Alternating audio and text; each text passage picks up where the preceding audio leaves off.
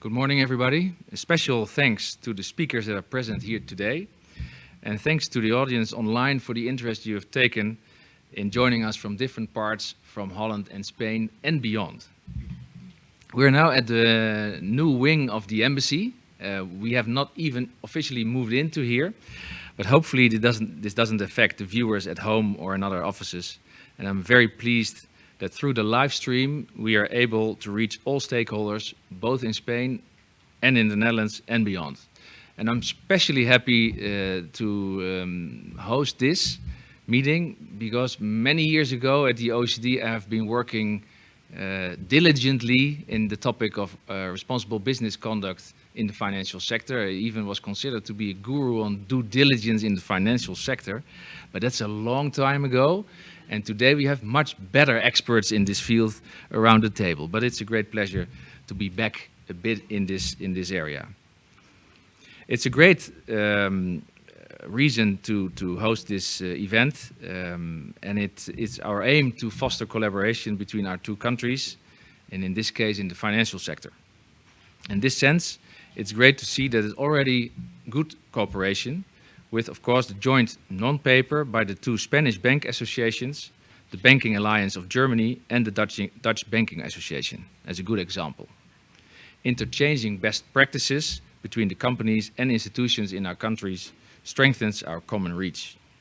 And we are very pleased that the Director General for Foreign Economic Relations of the Netherlands is present here today in Madrid to open this event, given the importance of this topic and the fact that COP27 has just concluded. Some practicalities.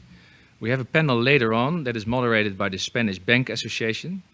Although for the online audience it's not possible to raise questions, we don't provide for a chat service, but I'm confident that members of the Spanish and Dutch banking associations will be happy to be in touch with you after the event. And it's good to know that the session is recorded, so you will have the opportunity to watch it later or to send it to other people in your network. Now I would like to give the floor to Hanneke Schuiling, Director General for Foreign Economic Relations of the Ministry of Foreign Affairs of the Netherlands, for the opening words. Thanks so much.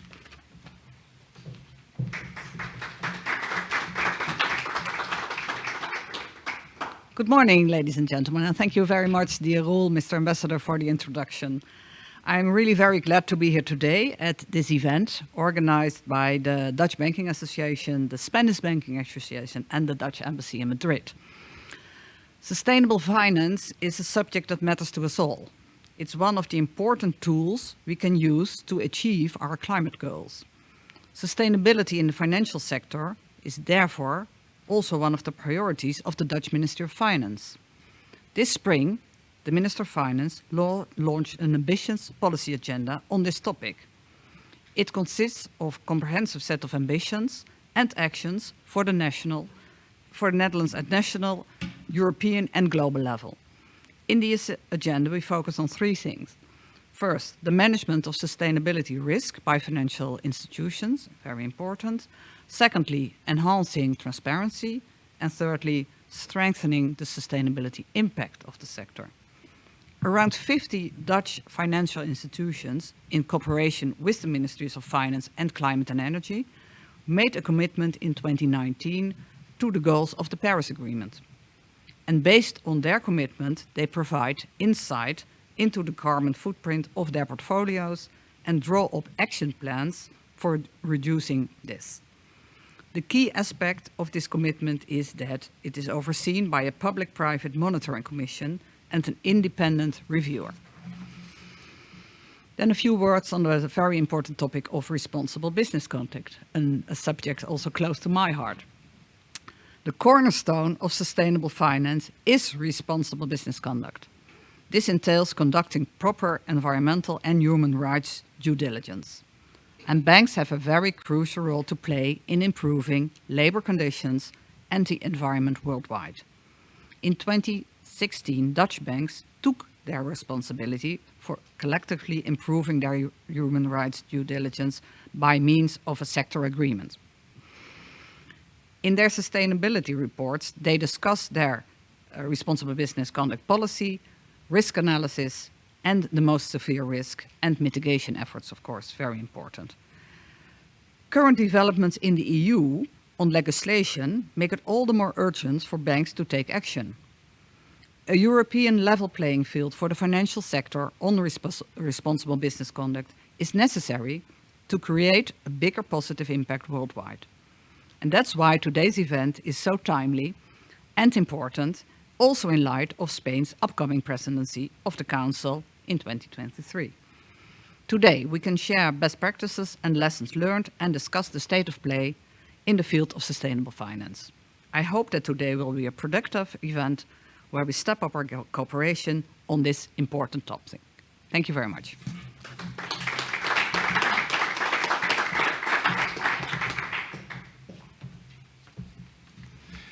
Thanks so much, Hanneke, for the opening words. Now I'd like to give the floor to Ilko Dubbeling, the director of the Dutch Banking Association. The floor is yours.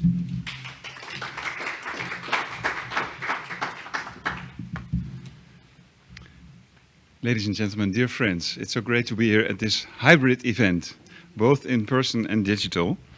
And recently I had the opportunity to visit Australia, and I learned about an ancient principle that was taught by the indigenous people, the original inhabitants of the land, and it's called the seventh generation principle. And the seventh generation principle applies to decisions made about energy, water, natural resources, and it ensures that those decisions we take are applied to the next 7 generations to come. And that's really something that sinked in with me, because if you take everyday decisions and you have to think about what does it mean for tomorrow or next year, it might be easy, but the next 7 generations to come is quite a big thing.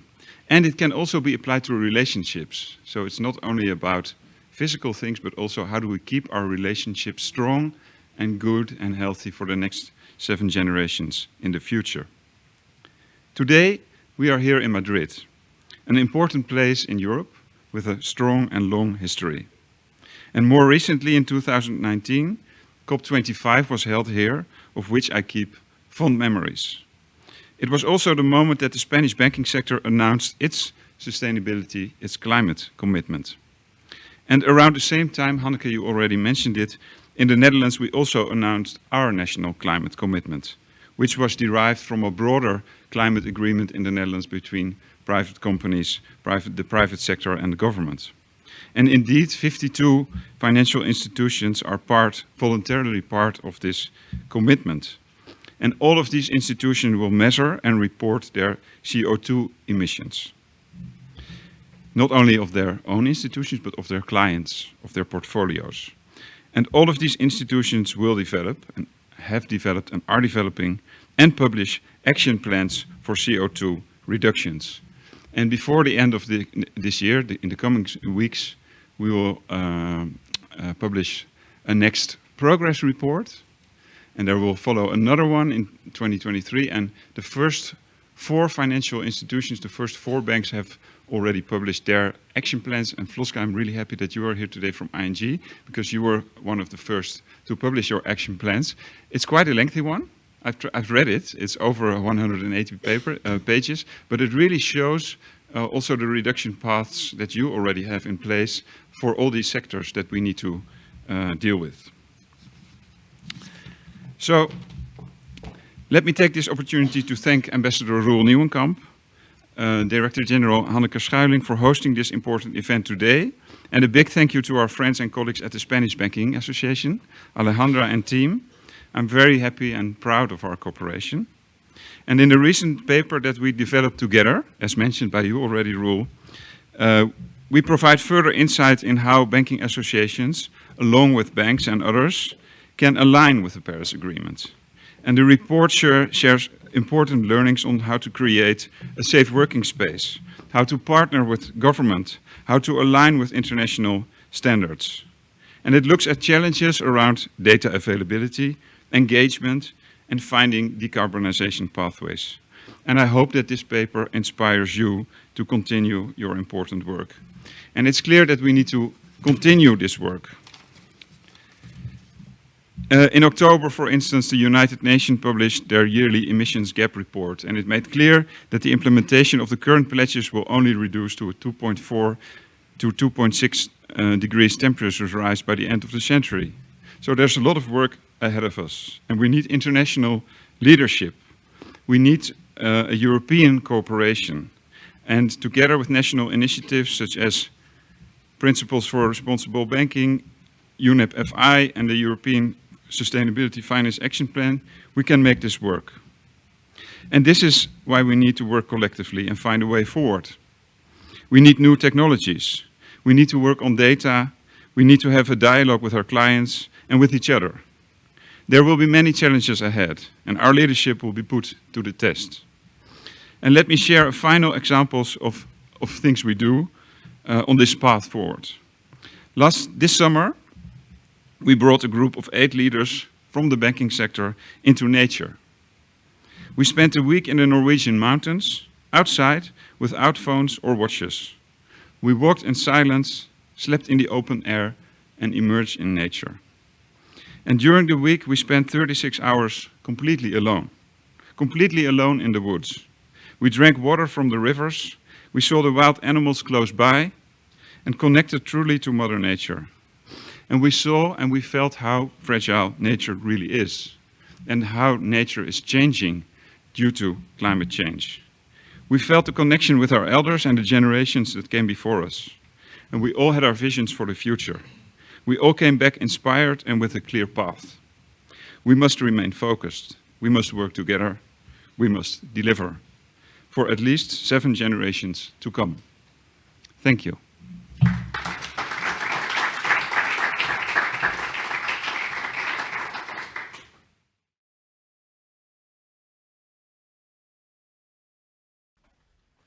Good morning, ladies and gentlemen. Thank you very much for attending this conference. Thank you very much, Ambassador, for giving us the opportunity to be here to talk about the importance of the climate commitments.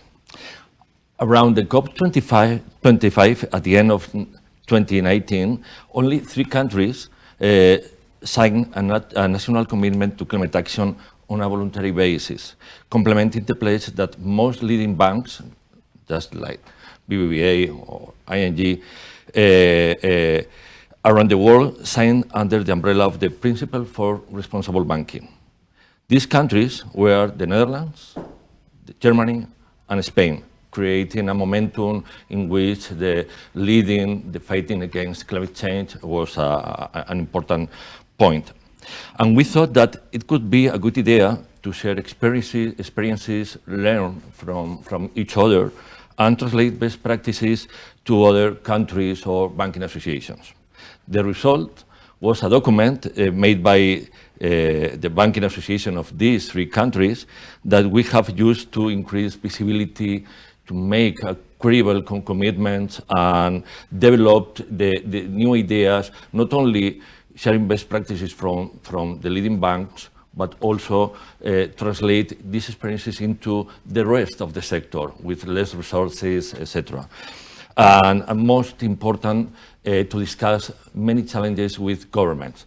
This is the value of this paper.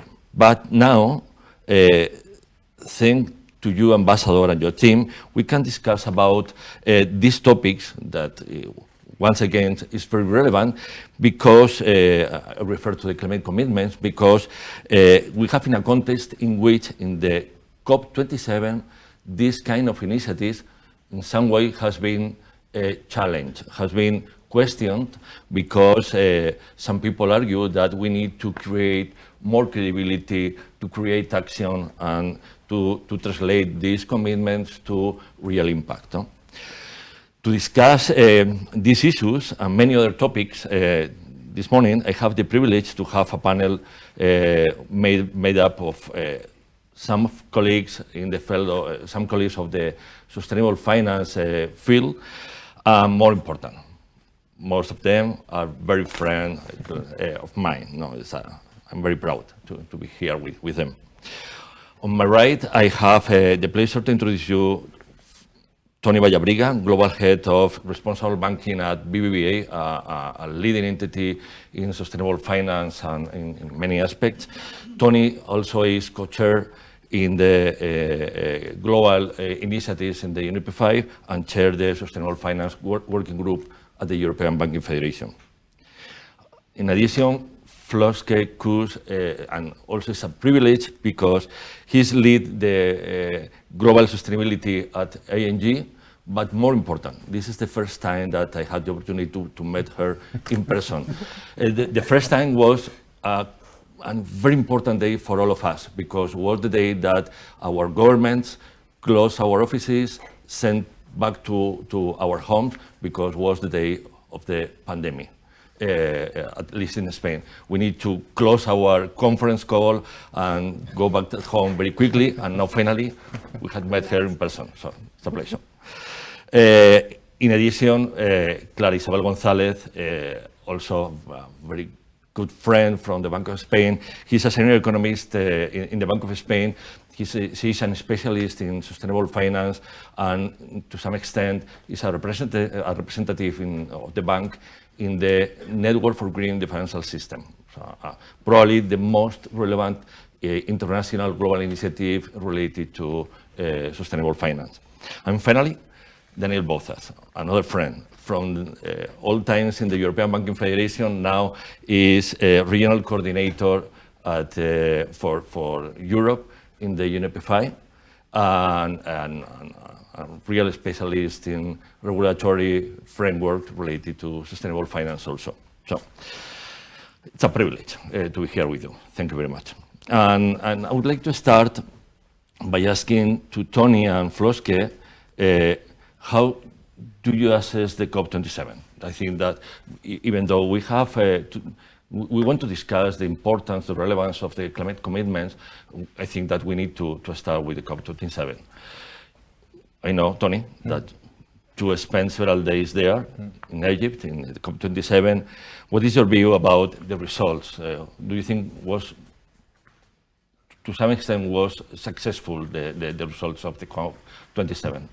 Well, first of all, thanks a lot for the invitation and congratulations to the Netherlands Embassy and the Spanish Association as well for organizing this event, and congratulations for the job that you are doing at the Netherlands government promoting sustainable finance.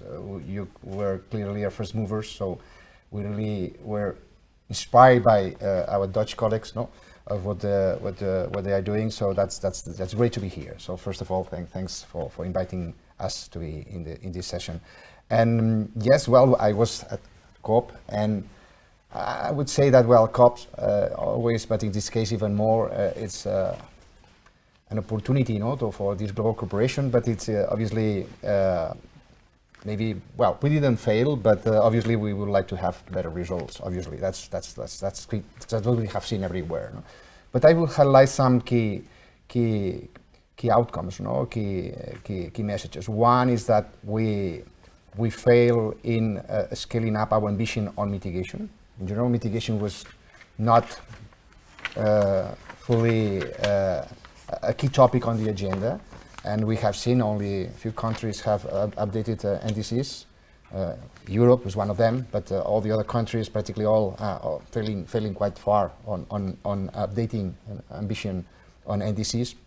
Also, we have seen that we have failed to include a phase down on fossil fuels. We maintain exactly the same, practically the same wording that we had at COP. Obviously, we have maintained 1.5 ambition, but I would say that in general, mitigation is a lost opportunity. Because on the other side, the second message is about the support to emerging countries.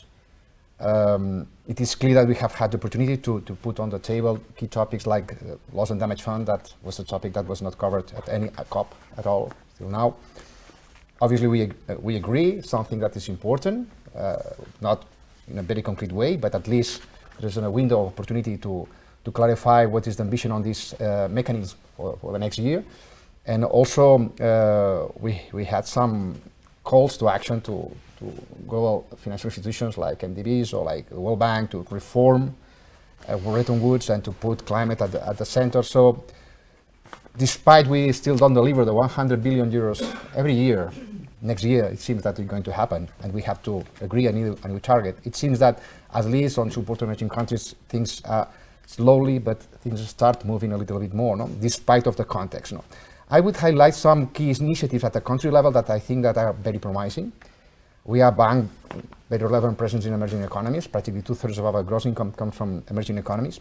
So we were very optimistic about the initiative of the Just Energy Transition Partnerships in Indonesia, in South Africa. In a few months, we are going to have in Vietnam, with some governments, European Union as well, supporting a specific energy transition in those countries, and also promoting a just decommissioning of coal activities. So I think this country-based approach is very good news, no, in general. So this is the second point. And the third message is about finance. We can come back to that, because you start saying that we need to do more credible way. Well, we can comment on that later. But I would say that finance, we are there. We have published a report as an Interbank Alliance saying that we are already delivering our commitments. Obviously, it's a long journey, but I would say the focus is on transition finance. So I think that the COP has put on the table the relevance of the transition finance. This is not only about how to finance these 10% activities that are pure sustainable, but we need to promote the transition of the whole economy. So this transition finance, especially for those activities, difficult to abate. So this is a key topic. We have seen the transition plans as a new framework to report for financial institutions from GFAN. So a lot of discussions and a lot of knowledge that we are starting to understand better how to approach this key topic. No, I will close here, but I would say that short mitigation, promising in supporting emerging economies, and then transition finance will be key. Thank you, Tony. I think the transition finance is key. I know that this is a very sensitive issue in the high level discussions, but when you go down to the particular sector, or when you go down to NGOs, etc., I think that we need to work a lot in this topic, because otherwise we claim that we need to make much more efforts, no? On that. I continue to talk about COP27, and I would like if you were more precise about what is probably your most positive aspect of the COP27, the most disappointed, and probably the real surprise. No? What do you think is the real surprise for you? No? Thanks positive, for negative, asking and that. the surprise. Yeah. Well, let's add then maybe the positive note first, because also the glass was half full, right? It was a real surprise that the Climate Loss and Damage Fund was established. And yes, the practicality still needs to come, but I understand it has been 3 decades that there has been talks, and now the deal is there. So also that underlines the importance of climate justice, also for financial institutions. This is a red thread. It goes beyond loss and damage and beyond the fund that already should have been there. So I think that was the surprise and the highlight, and also a message for us. Then, of course, this COP was dubbed the implementation COP. Well, it was not. That was obvious. That's the big disappointment. On the other hand, it could have been worse. I'm an optimist. We could have, backslided, and we did not. So the 1.5 is still there, and we hope that there will be maybe a higher ambition still. But I think the main message here within that disappointment is we need to move beyond commitments to action.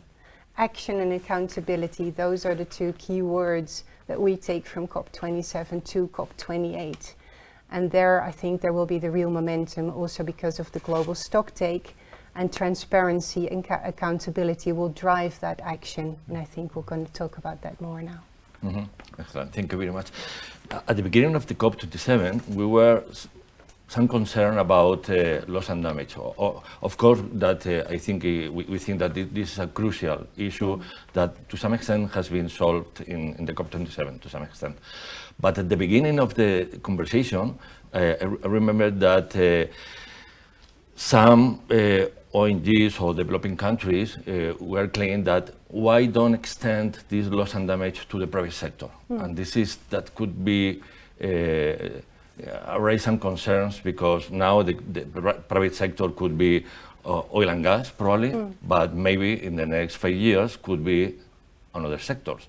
And I think that we need, from my point of view, I think that the loss and damage is a question, it's a crucial question for countries, but we need to be much more sensitive about the frontiers related to the private sector, from my point of view. No? But I come back later on that. Daniel, thank you. And one of the topic of COP27 has been the fight against greenwashing. Do you really think that the banking sector in Europe is feeling this pressure from the market, or and in addition, you are leading you are a leading in commitments, no? The principle for responsible banking, the collaborative commitment to climate action, and now the Net Zero Banking Alliance, no? What is the value of this voluntary public commitments made by entities, or in our case, by a financial sector or a country? Thank you for that. I will start with this last part on the commitments. I think what we have seen is that both from the public sector and the private sector of a keen necessity to really scale up the ambition and to make sense out of what is happening, and to make sense out of, okay, what it is that we are, where do we need to go? And that is coming as well. I also referenced in the early introduction by the Vice Minister that risk, transparency and alignment are critical. And at UNEP FI we're working on this. So alignment is one of the critical aspects that we're looking into. It's not only about managing risks, it's also about understanding where you are now and where you need to be. As we were saying, public sector alone is not able to deliver fully on the challenges that we have ahead. So the private sector is needed. And in this case, the financial sector has shown this commitment by joining UNEP FI, joining the PRB, as well as going beyond that and saying, okay, we're going to actually set targets that are binding and stringent enough to take us to the 1.5 degree scenario by 2050. And I think that is the value of the voluntary commitments, that they do not only allow the public sector to say, okay, we need to do this, but also for the private sector to say, okay, we're here with you in order to be able to deliver this. And I think, the banks here have been quite two of the leaders that we are really allowing us to push forward. And I think that's one of the great values. And we have seen the response as well at the country level, like from Spain, Germany, Netherlands, that the banking sector and the public sector are coming together in order to deliver this. So regarding greenwashing and the pressure from both the market and the public sector are there. So regulation in Europe is one of the key elements. Now the European supervisory authorities, they just release a call for evidence on greenwashing that is now open, and they're really trying to understand what is happening. So in Europe, you have seen the taxonomy, SFDR, all of these different regulations that are aimed at transparency, other of the three key elements that we said in the beginning. And it's something that, yes, I think the pressure is there, and it is also relevant that it's there because it shows that the market is moving and that the financial sector needs to respond to the challenge. So, yeah, that's the two elements. Mm-hmm. Great. Clara, I'm going to you in a couple of minutes, but before that, I would like to come back to Floske and Tony, because apparently in the COP27 has emerged a new concept, a new word. From the green, this word is a greenwashing, as a reaction of greenwashing. Any thoughts about that? Any reaction to the paper that the high-level expert group by United Nations was publishing in the COP27, Integrity Matters, and a paper that to some extent put in question that the credibility of these voluntary private commitments on climate action. So any thoughts on that, greenwashing, reaction to the Integrity Matters? What do you think, Floske? Yeah, well, integrity matters, right? So also for us, it's so important that the parties that have signed up to a commitment, maybe even a bold commitment, follow up on that commitment. Otherwise, it's an empty promise. So, yeah, I couldn't agree more with the key message. But also that means then full-on transparency across the board and being challenged. So the institutions that perhaps are not there yet, should be held accountable. Otherwise, there is, this group running ahead and other ones not responding. Whereas we need to move together to go far. So yeah, greenwashing though has two sides to it, right? So there could be, let's not talk about our commitment because maybe some parties haven't done so much yet or are a bit taken aback about what it means. I mean, also being a bit mindful about, you know, what it really takes on top of legislation like the CSRD. That's a massive task.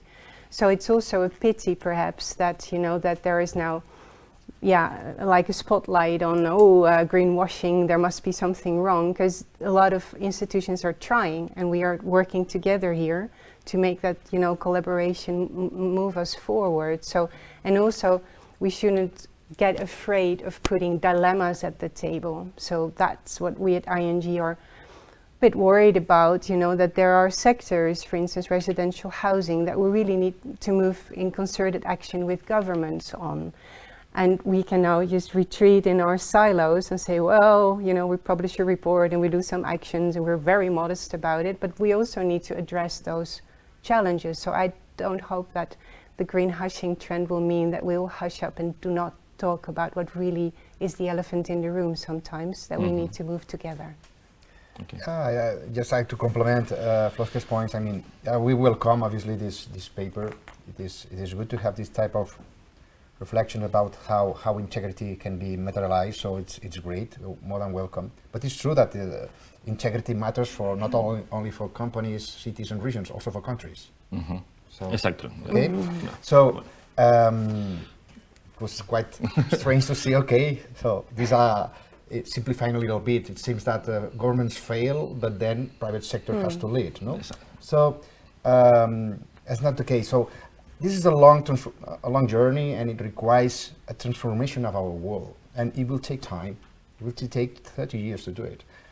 And we have to start now, and with clear frameworks, like robust frameworks like we have at the Net Zero Banking Alliance, obviously can be improved, can be reviewed, but anyway, it's a framework where you have science-based approach, you have approach at key sectors, you have to set intermediate targets, you have to report about your disclosure, you have to engage with your clients and with all different stakeholders to promote that. So this is the framework, and you have to report year after year, and you have to operationalize this internally, you know. You can come back on later. But the point is that you have to have a framework, and you have to, step by step, promoting this transformation and asking to all stakeholders to take their part, starting the governments, obviously. So it's great, it's absolutely critical. Greenwashing is a hot topic, but climate change is even more important than greenwashing. So the climate change is happening, so we have to act. So I think that's a top priority, you know, and so I would say that about greenwashing, that's a risk that we have, no? That companies say, well, too much scrutiny, litigation, legal, even for our voluntary commitments. So that's creating a lot of pressure. So I think we have to be better balanced on that and have a clear reference on frameworks and follow those frameworks and take the time. And then we will have to make a lot of pedagogy, because transition finance is complicated. We are going to have sectors that in 2 or 3 years time, 4 years time, it takes time. Take time to implement the CapEx and change the business model. So you are not going to have better performance next year and 2 years time. So we have to understand, we have to be very clear that this is going to happen. And that's part of our role and of the understanding of all the stakeholders, even the NGOs or the watchers that are pushing to tomorrow to change the world. So yes, we have to change the world, but change the world takes time. That's my point. Yeah, I totally agree with you, with both of you. No, absolutely.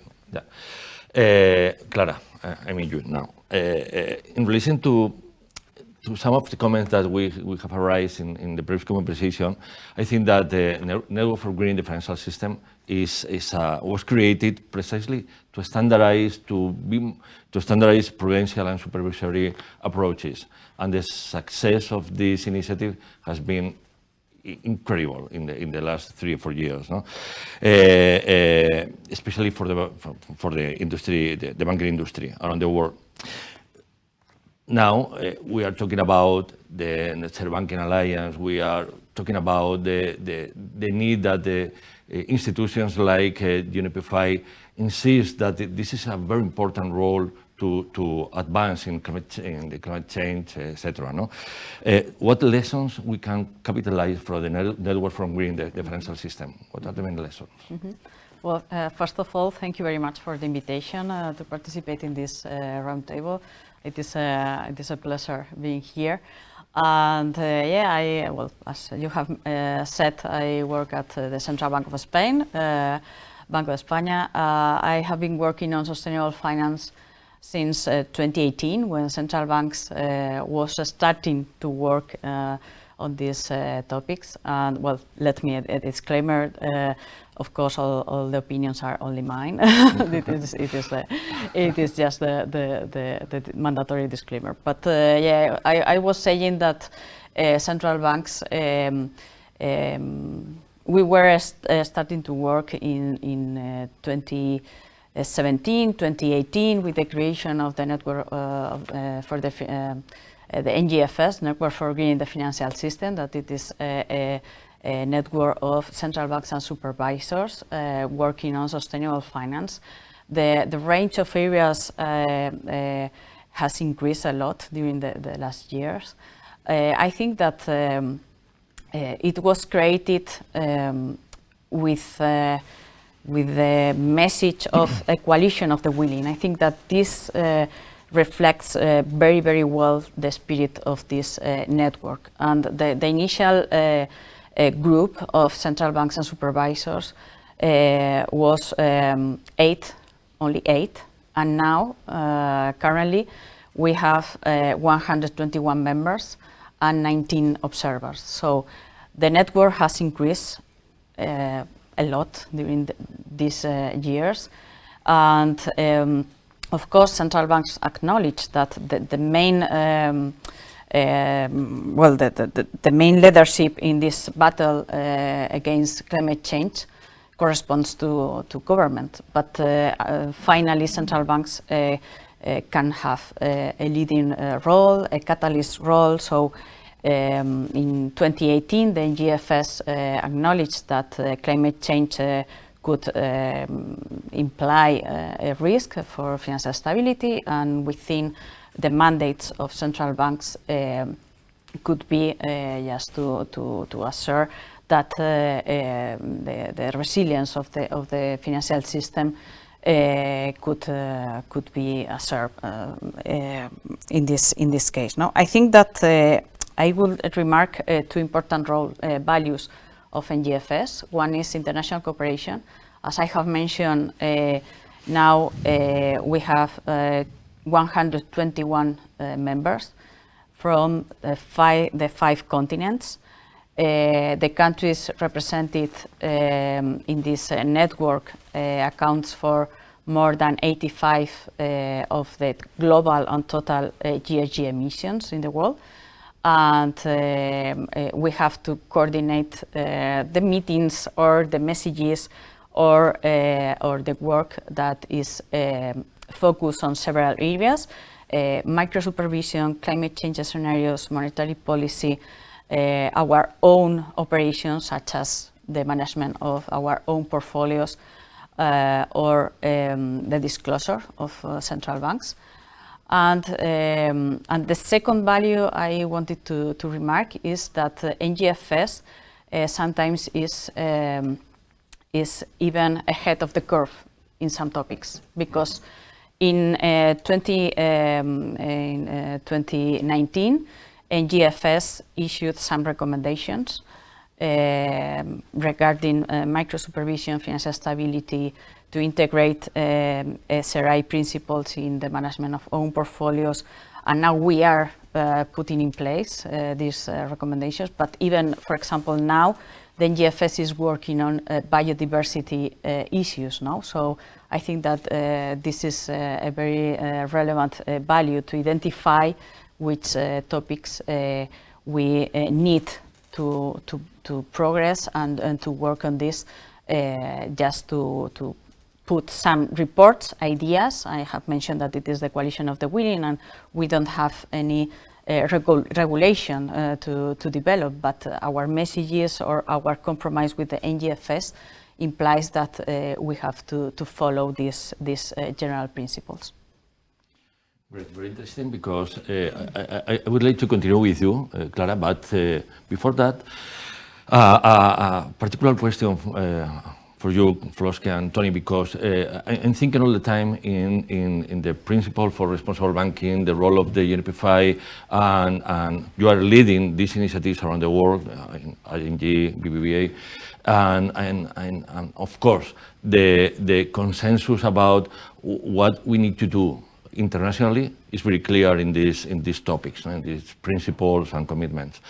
But I feel that we are fighting every day, trying to solve some obstacles related to data, related to methodology, related to many other things that we need to use to improve. And this is a big difference with the Network for Green Differential System, because they are creating just the framework, and it's your role to use it or not. But in the UNPFI, in these principles or commitments, you are working, solving the obstacles, no?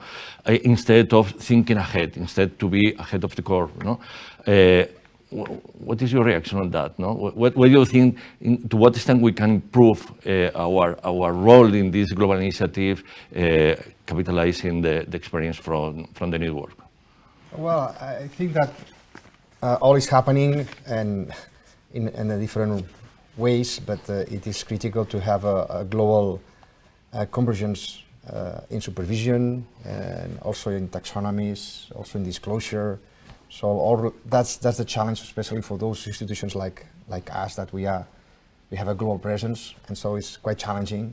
Obviously, data is critical, but to have data, we need reporting, and we need a reporting framework with the ISSB now promoting, and we hope that we will have a clear interoperability with the EU approach and the ISSB. But these are the type of challenges that we have in all the contexts. Then we have obviously the challenges of the policies at the country level, in the different sectors, not only a nice NDC, but then you have to translate this into policies, into plans. So this is clear pathways for sectors. We don't have that in general.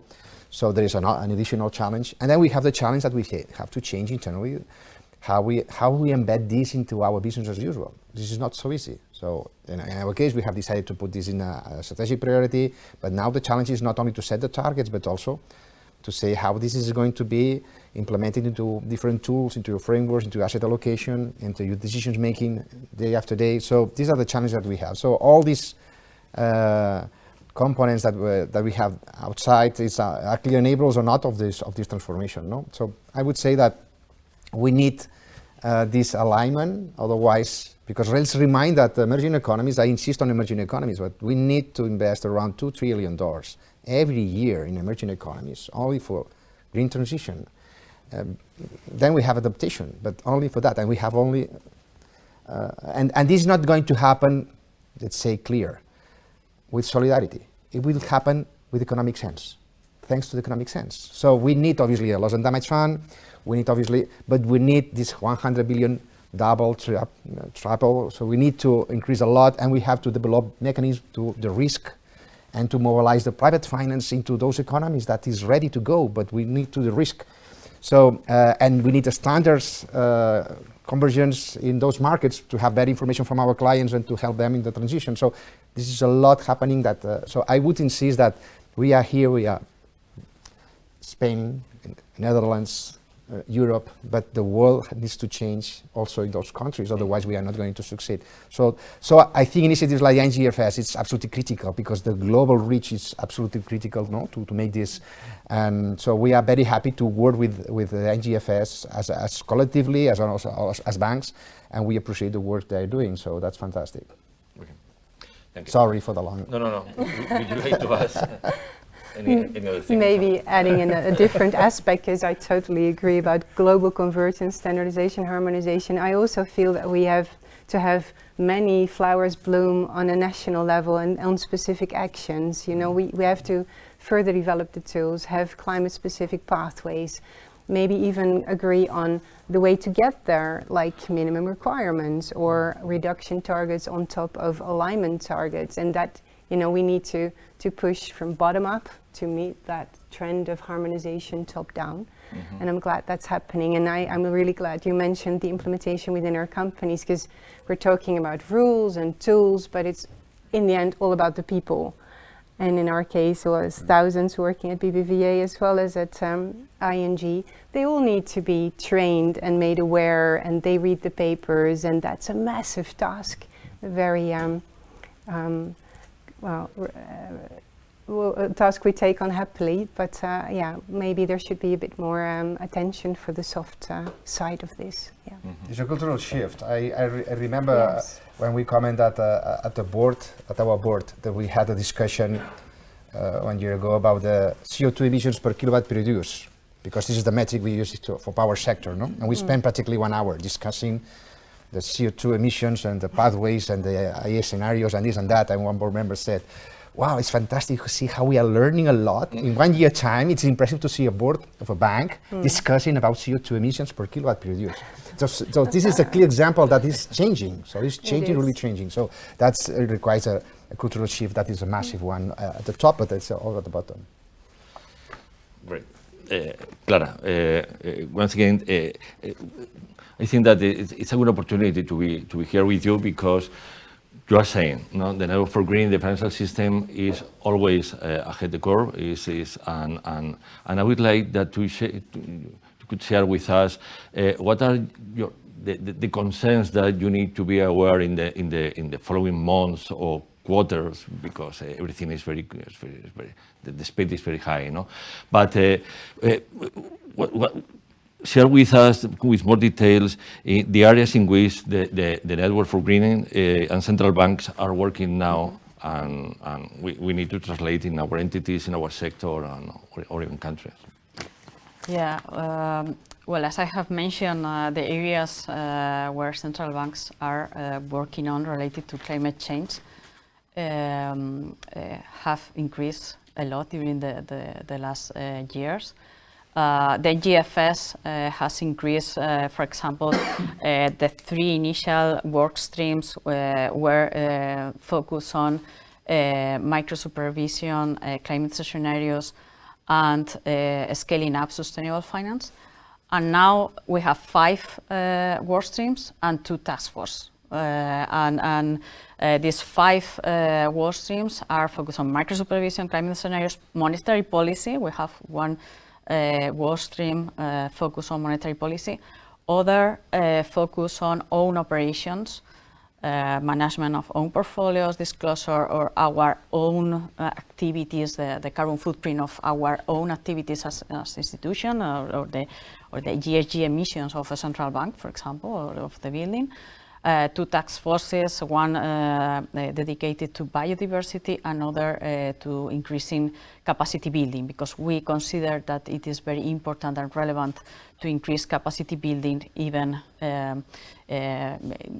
between us, and indeed the NGFS will develop some programs in order to increase knowledge regarding these topics now. The evolution, I think that is very interesting, because central banks started to work on analyzing the potential impact of climate change on their own financial systems.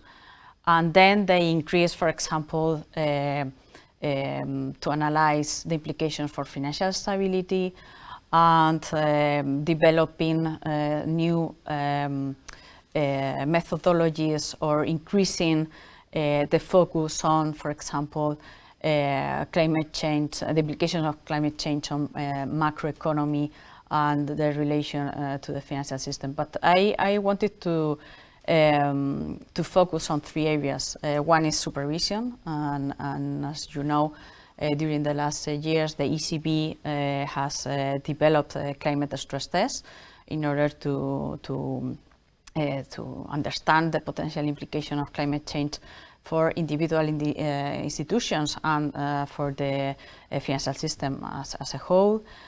Central banks and the ECB publish some supervisory expectations, giving some areas where the central bank expects the ECB expects credit institutions have to incorporate climate change, such as business model, strategy, governance, and disclosure. And the ECB set a deadline now. 2024 is the main deadline to comply with these supervisory expectations. But we have also the decisions of the Governing Council regarding monetary policy, and the Governing Council of the ECB decided to give a further step to include climate change in their monetary policy framework, and to incorporate climate change in the collateral framework, and to adjust corporate bond holdings, to introduce climate change, to introduce disclosure requirements, and to adjust the risk management process now. And finally, the other area that I think that it is relevant is that central banks have an important role as asset managers. We have a portfolio, an own portfolio, and we have, in the case of Banco de España, we have been integrating SRI, Sustainable and Responsible Principles, in the management of our own portfolio since 2019.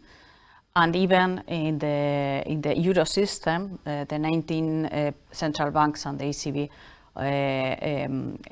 set a common stance in 2021 to integrate these SRI principles in the management of the own portfolio, and we are going to start to disclosure next year information related to these portfolios. No? So I think that, for example, in these three areas that I have mentioned, the work has been very remarkable in the last years, during the last years. Excellent. It's very impressive. Thank you very much. And I would recommend a paper just published by NGFS related to how to mix the macroeconomic situation, probably with high inflation and everything, with climate change scenarios in a forward-looking analysis, no? And I think this is very important. I think that this is the kind of reflection that we can learn from the network, and I think it's quite interesting to read it. If we have some time, maybe you can talk about that later on. But now I would like to ask to Daniel that listen to Clara. It seems that everything is quite relaxed, is going well, but we know that reality is quite different, no? Tony and Floske has anticipated some challenges, but I would like to ask you that from your point of view at a European level, what are the main challenges that you hear from the banking sector? No? Yeah, indeed. Many of those challenges have already been covered by both Tony and Floske. I think those are quite clear. But yeah, I mean, I have a brief list. Yeah, it's like double-sided. No. It's fine. Yeah. So I think that the first element is this lack of standardization and harmonization at the global level. That's one of the key issues that we see. And we do see it at the European level, even within the European system. Let's say that there's very different approaches, either by institutions, by regulators and others, that really still need to be aligned and to put together in a way that actually makes sense and go forward. I mean, we do understand that it's ambitious, that it is the most developed framework that exists, but at the same time, it needs to be put in place in a way that it is usable and it is useful to develop. And I think financial institutions are really trying to do it and to understand, okay, what is happening with taxonomies all around the world, for example. That's one of the critical elements. The second big thing, I think, is data. We have seen many financial institutions that are completely revamping their data management and collection systems because of sustainability.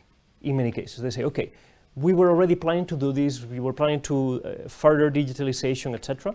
But now we're doing it as well with a key sustainability focus. And I think we're going to see more data being available, more ways to collect it, but as well a lot of competition in the market to understand who are going to be the key providers, who's going to be providing the key information, and how to put it together internally in a way that makes sense already with the IT systems, or that they are adapted in a way that it is possible to do so. So further to the first point, I think the uncoordinated regulatory approaches, this is more at the global level, that we see now that sustainable finance regulation has been quite a big thing in Europe, but we see more Latin America, Asia, the US, that are starting to bring it forward. And there are more things coming up, as well at the international level. You have the ISSB with the standards, etc. So that is coming. And the issue that we see is like, well, in some places, it's only about single materiality and risk. In Europe, it's a lot about double materiality. And when banks in Europe are faced with these kind of constraints and this kind of, let's say, different approaches, they need to be integrated. Then we see as well the preparedness in the market. And by that, I don't mean only, let's say, financial institutions, but I say as well the companies, the borrowers, the investee companies, that they need to provide the information. And it is not the same to say it to a large bank that may have operations in large companies that they do provide the data, than when you go to a large mortgage/SME institution, where they really need to get information that is not available, or even the SMEs do not know how to start collecting or providing. So that is critical. Then I think the last issue is how it all comes together internally. That is the last point about the capacity building internally, how to make sure that everybody in the bank, this is something that we were calling back in the day this hamburger approach. No? You need to be able to convince all parts of the bank in order to make something that it is consistent. It's not all the meat in the middle management and in the people that know about the sustainability, the risk, etc., but also the top management and the front office that are able to do it. You were saying that all of the employees are reading the papers, trying to understand what is happening. Okay, how to integrate it in a coordinated manner, so that package is, let's say, consistent. And I will end it here. There's more things coming, but yeah, it's a lot. Mm-hmm.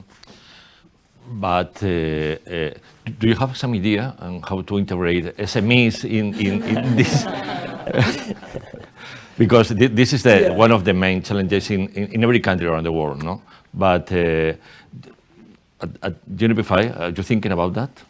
Yes, we're thinking about it. I mean, at Unipify, as you can imagine, the PRB and our principles are quite broad and agnostic in terms of your business model. So you can apply them either if you're a large bank, if you are only doing point of sale loans, or if you're doing actually SME and retail loans. So on that regard, we do understand the challenge, but it's also part of the needs. If you're actually needing to provide SMEs with services in that area, that you need to understand how to make them compliant, well, that can be a way to do it. But on other points, like at the European level, we do see that there's an interest on how to make sense of this. I mean, the EU taxonomy disclosure rules are going to be reviewed in 2024. The CSRD that you were mentioning before has already been adapted to cover large companies, so 500 employees and more. There may be some elements coming as well, not only for the listed SMEs, but for other smaller companies. And then we see some initiatives here and there, like at the global level, we see a lot in emerging markets that we're trying also to cooperate with our colleagues in UNEP, UNDP to do things. And then in Europe, for example, the Vienna Initiative, which is an initiative in Central and Southern Eastern Europe, is trying as well to generate templates on how to collect information from SMEs and make sure that they get the information that they need in order to comply with their requests. And in some cases also the request from upstream in the value chain. Let's say if you have a large company that is asking you for information, like BMW is asking a car part manufacturer to provide sustainability information, they're also going to be able to do it in a different way. But it's here and there, and I think we're going to see at some point at the European level as well a more coordinated approach. But for now, little by little, I think. Thank you. Yeah. Thank you very much. Before going back to Floska and Tony, because we need to make it real. No, I would like to ask them how to implement in your entities all this discussion. No, but before that, I would like to insist in metrics and methodologies, etc., as a key tool in order to advance with more clarity and objectivity, to be objectives in the way that we need to advance in this journey. So, Clara, what else can be done regarding measurement, methodologies, and looking forward approach, etc.? No? What are you thinking in the NGFS about that? Because I think it's crucial. No. Yes. Well. Yeah, I was thinking regarding the challenges because I think that all of us have in mind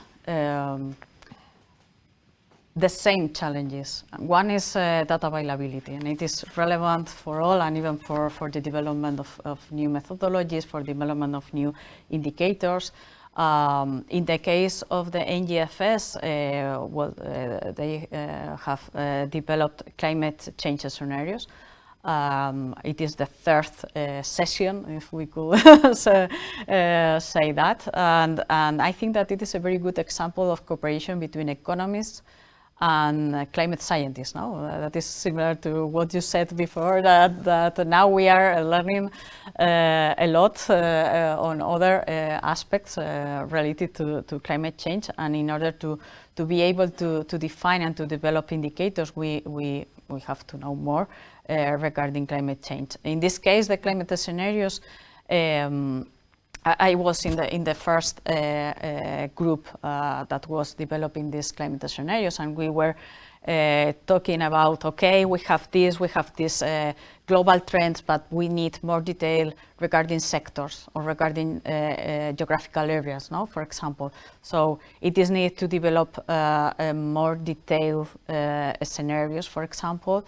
And it is important to develop forward-looking indicators in order to link these scenarios with the backward-looking indicators. Backward-looking indicators is the past, is, for example, the total GHG emissions. So we need now the development of new methodologies. I think that we have some of them, but we need a higher level of development in these metrics in order to be able to link the past, the total emissions, with the development and the design of transition plans in order to be able to set targets.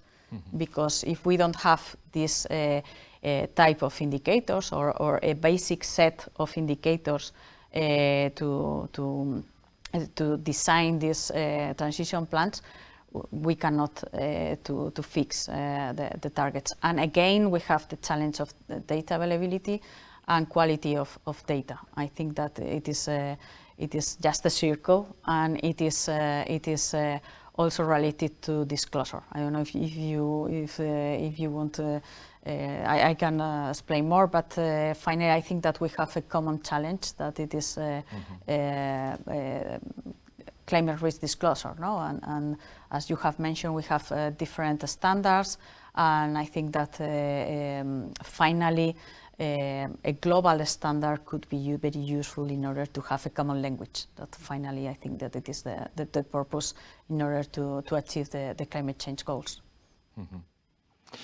Yeah, you're totally right. No, I think that of course we need this regulatory framework. We need a standard, but I think also that we need more clarity on metrics and more consensus on metrics, and especially metrics with a forward-looking approach, instead of looking in the backwards and calculate the green asset ratio. What I wonder the utility, the usefulness of this indicator. No? And now, Tony Floske, I would like to hear about you related to how to implement in your entities all these transformational effort in related to climate change, social issues, etc. No? Tony, what are the most significant initiatives in the BBVA that you have been adopted to show your conviction, no? to contribute against climate change? Just a reaction to this greenwashing, no? How you can demonstrate your conviction on that? Well, we have strong commitment, but we are already delivering, no? But this, as I said, this is a long journey. So first, I would say that this is something that is strategic for the bank, as other banks like ING and our colleagues here in Spain and also in other countries. But for us, it's clear focus on our strategy, our strategic priority.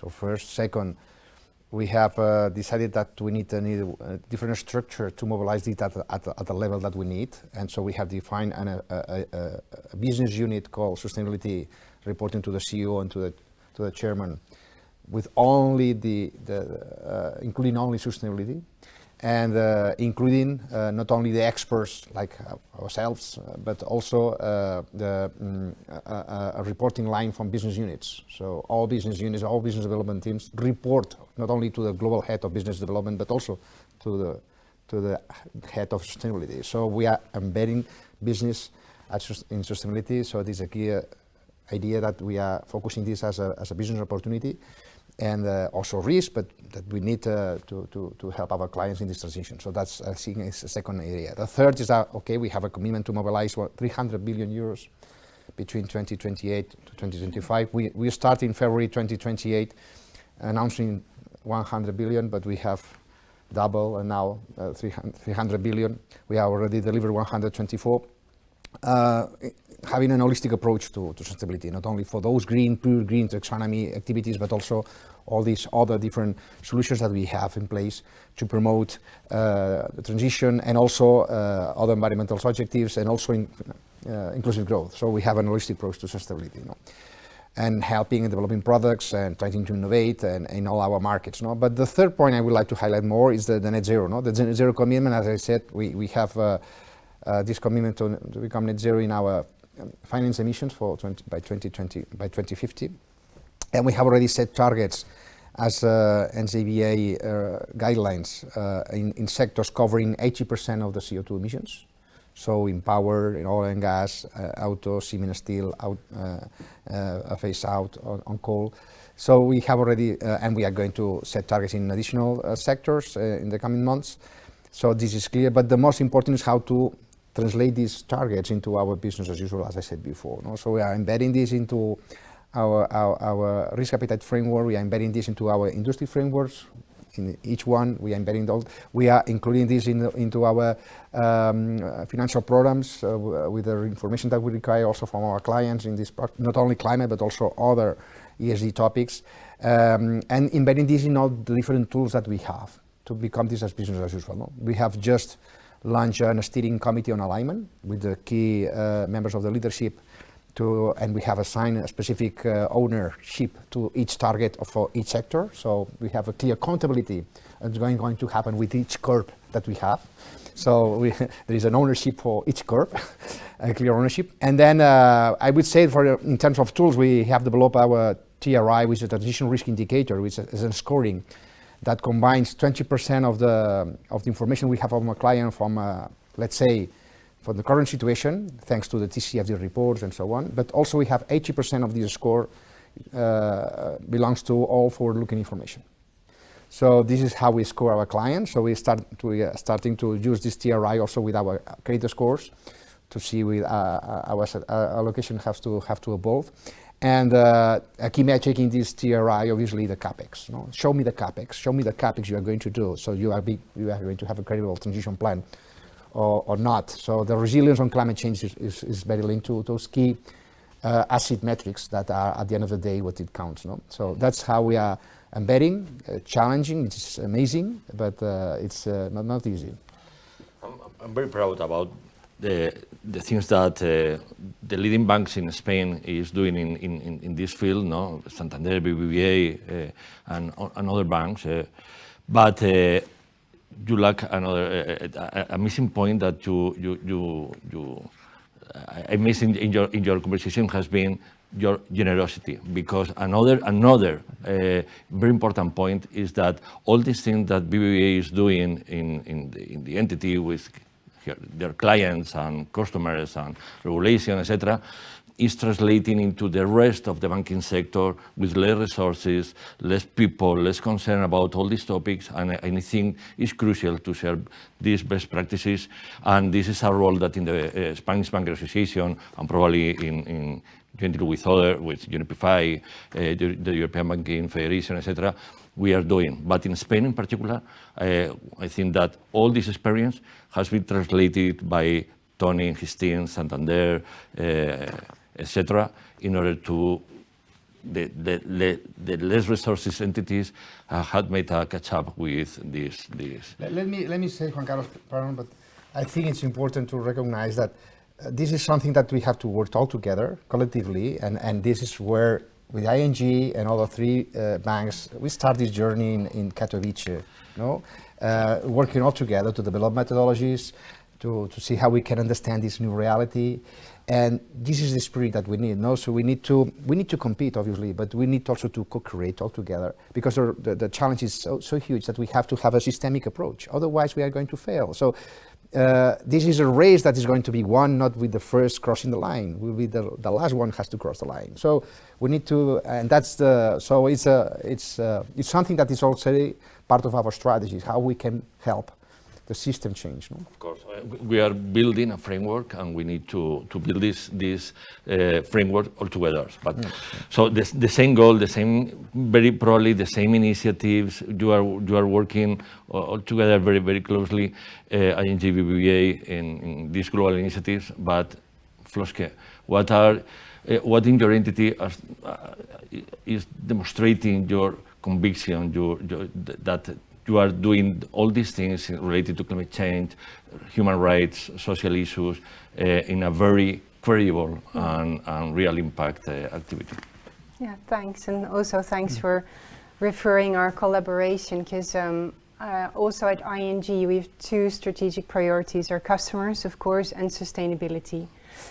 And sustainability is the direct responsibility of our CEO. So it's a board level commitment, KPIs, etc., cascade from that. So I think what demonstrates our conviction is that we play this chess on three boards. We show the commitment, so yes, Net Zero Banking Alliance, we put ourselves out there and really commit to those goals, but we also show the action, so we report on our progress and make that as much as possible open source and available to all, be it methodologies or sector-specific climate pathways, a recent example being the Principles for Sustainable Steel that we co-developed with other financiers, and also with the industry. I think that's a next frontier to really make it practical and land. And then we need to translate it to our company, like you were saying, implementing in all these processes, climate risk, climate alignment, but also biodiversity upcoming.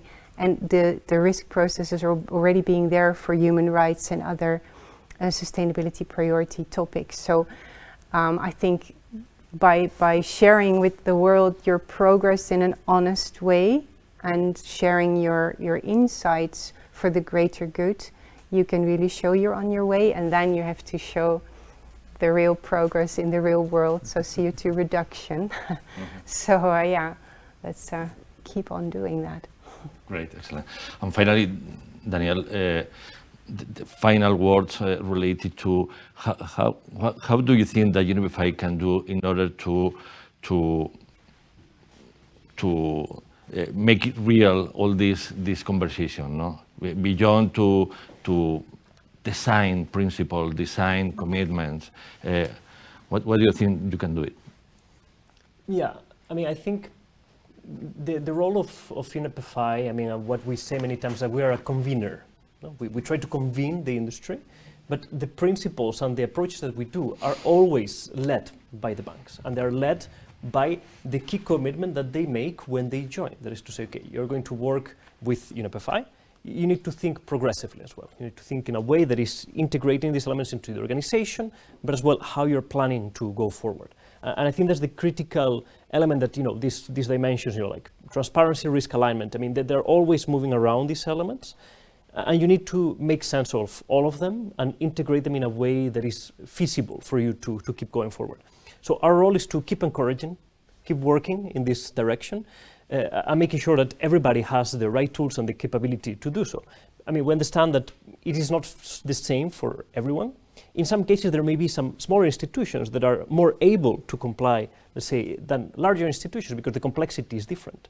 So the business just needs to focus on one specific thing and do it very well. Meanwhile, in other cases, they need to really look into this whole element. So our approach is to continue being supportive, continue this, let's say, collaboration, and bridge the approaches, let's say, the public sector, regulatory, mandatory elements with voluntary, private sector-led initiatives. And they're complementary. One helps the other. I mean, regulation is not going to tell you, it's not going to give you the full amount of data that you need. You need to collect it still. But it's going to guide you on what is relevant, what do you need, etc. And just to probably end that, what I think, I mean, some years ago, I remember a good speech from Frank Elderson, like it was the governor of the Bank of the Netherlands. He was speaking about the connections between, for example, AML and sustainability. It was about dark or black money and brown, green money, this kind of connection. No? So AML now is completely standardized. It's something that is like normal order of business. And I think sustainability is going to become the same.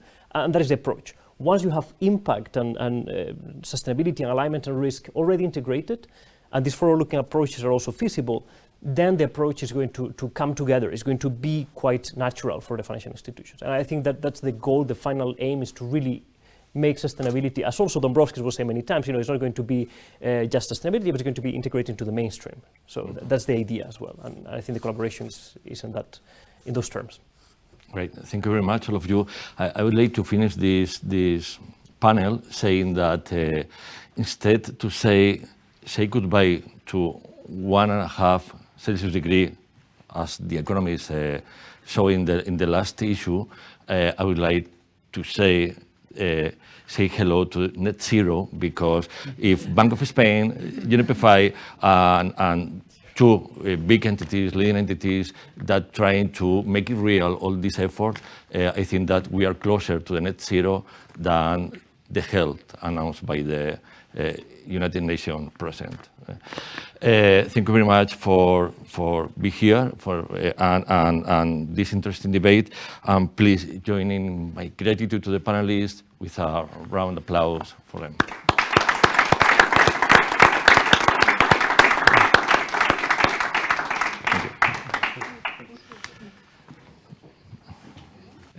Some conclusions that I took from the panel. And it's way too soon, because first we have another great speaker, the chair of the Banking Association of Spain.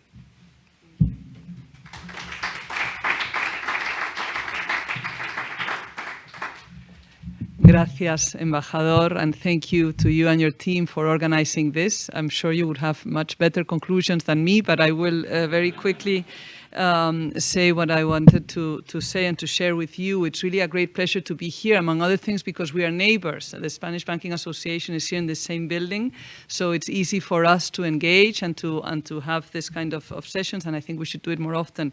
It's also great to see you, Elko, and to have the Dutch Banking Association represented here. I think we do great work together, and we have to continue to do so, representing our banks.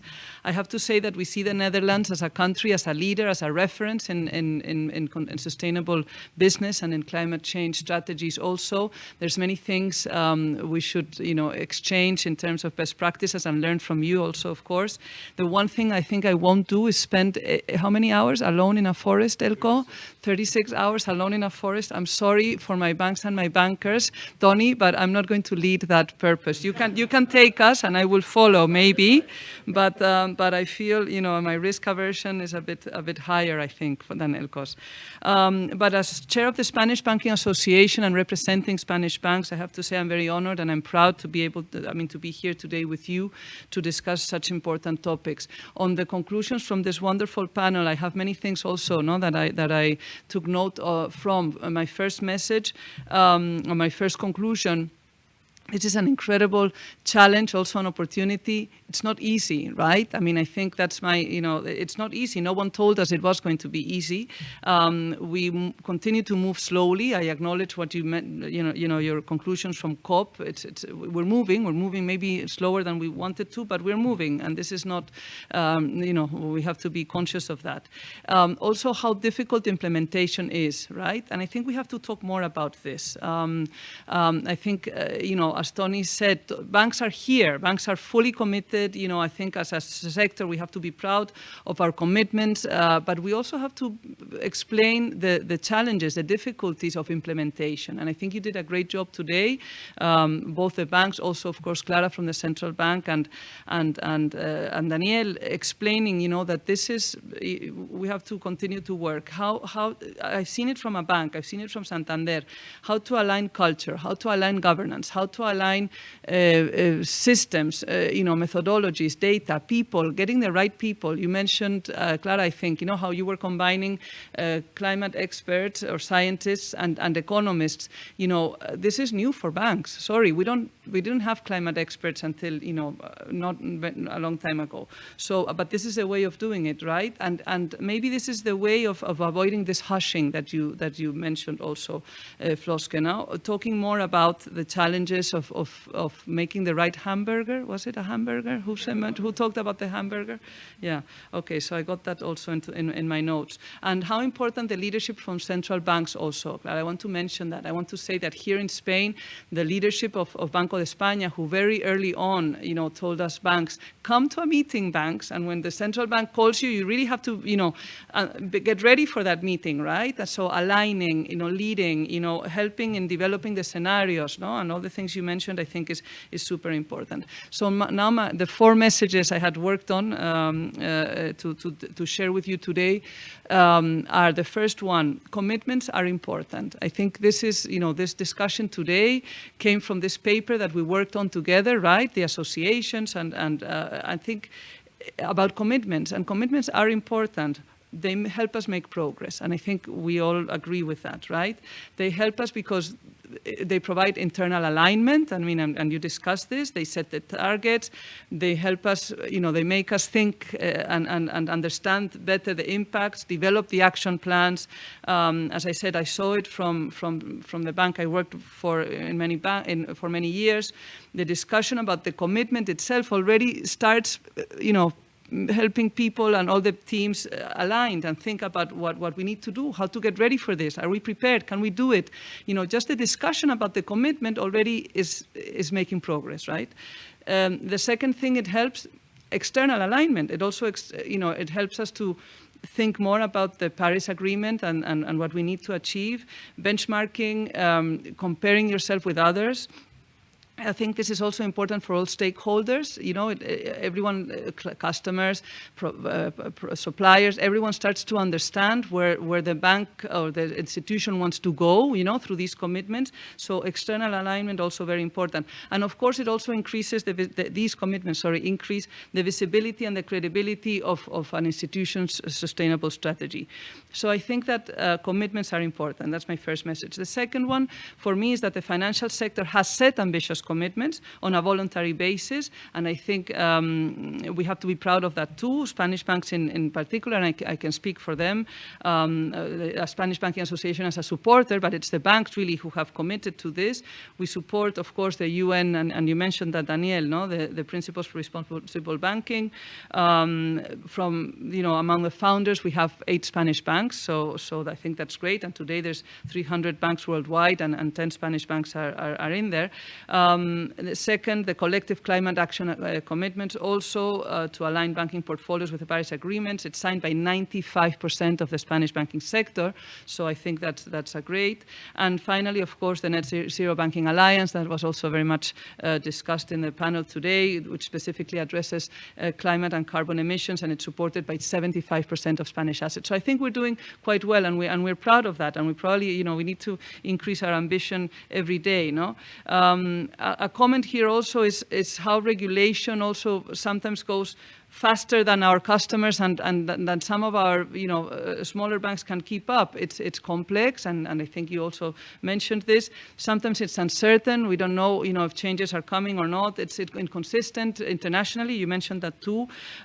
So I think we need to also take this into consideration when we discuss and we have the conversations with our regulators. And very important, the comment that you made, Tony, and I think also you, Juan Carlos, you moderated very well, by the way, I thought. The focus on transition, no? It is very easy to finance green. I mean, it's, all our banks, the banks present here are champions in financing green. That's the easy part, right? The difficult part is financing the brown to green, no? That transition. And I think that's something that regulators and ourselves, we need to focus much more on. So the third message is that progress on these commitments require public and private collaboration. And you've mentioned it today also very frequently. also cross-sectoral and cross-country collaboration, I would add. So I think being here today is part of this and is very effective, I would say. The financial sector cannot be the only one or the most important driver of change, and sometimes we feel that we have a lot of responsibility. We like that responsibility because it makes us feel important, but we need, we need to work together, and that's clearly a conclusion of the panel. No? First, and you also mentioned it very clearly, we need, sorry, I lost this, the sectoral transition pathways, absolutely. I mean, this is, without these, we're blind. I mean, we really need these, right? And public sector leadership is critical to get these. Clara, I think you're leading the way here, and it's very important. Banks will always be fully dependent on what other sectors can provide, can report, can tell us, can give us. Without other sectors, it will be very difficult for us to meet our own commitments. So we need really all the relevant actors to develop their ambitious long-term climate strategies. You mentioned SMEs, absolutely. That's where most of the challenge is, because these smaller companies do not have the tools or the capacities that the larger ones have. So we feel that responsibility too towards our customers. We want to help them provide, and here we have, in fact, in Spain, the FINRESP, Spain's Center for Sustainable and Responsible Finance, and we are working on a program actually to collect ESG data from SMEs in different sectors, and it's proving not an easy task, right? But we're working on it, and hopefully it will be a good pilot that we can develop further in the coming months. So yes, data is absolutely critical, and we need also refined homogeneous methodologies, and that's something we have to, as I said, work on together. And in addition to the pathways and to the data and the methodologies, I think we also need more of these kinds of platforms to engage and to exchange best practices. I think this is key, from public to private, private to public, from larger to smaller banks. And you mentioned the effort, Juan Carlos, that our large banks are doing to help the smaller banks too. I think that this is very important. And also among the associations, Elko, I think we learn a lot, no, from the work that we each do in our own areas. So, and finally, my fourth point is about reputational risk. Yes, we are concerned about this. I think we absolutely, integrity is key, and I think that is something that we are all very conscious of. But putting too much focus on greenwashing might be counterproductive and lead to this green hushing. I don't think it's the way to go. As I said before, I think the way to go is to talk more about how challenging implementation is, but how we can all learn from each other and try to make progress together. I think that I'm concerned that if we go to green hushing, we will set back progress instead of moving forward. So, of course, don't get me wrong, I think that commitments are key to progress, so we have to be very transparent in our commitments, of course, and very forceful. But as I say, I'm concerned about these reputational discussions that I'm seeing are increasing in tone. So, in conclusion, yes, we are in a hurry, right?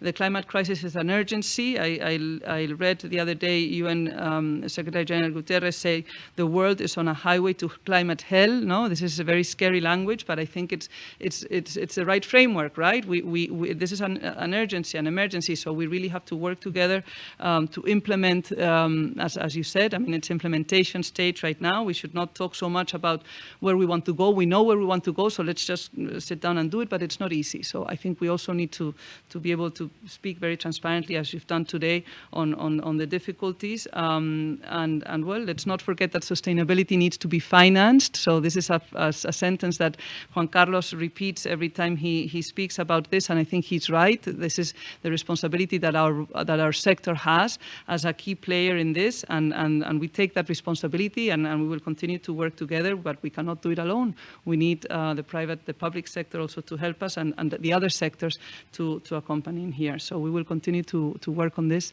Thank you very much again for the invitation and for the work of all the teams behind this. Thank you.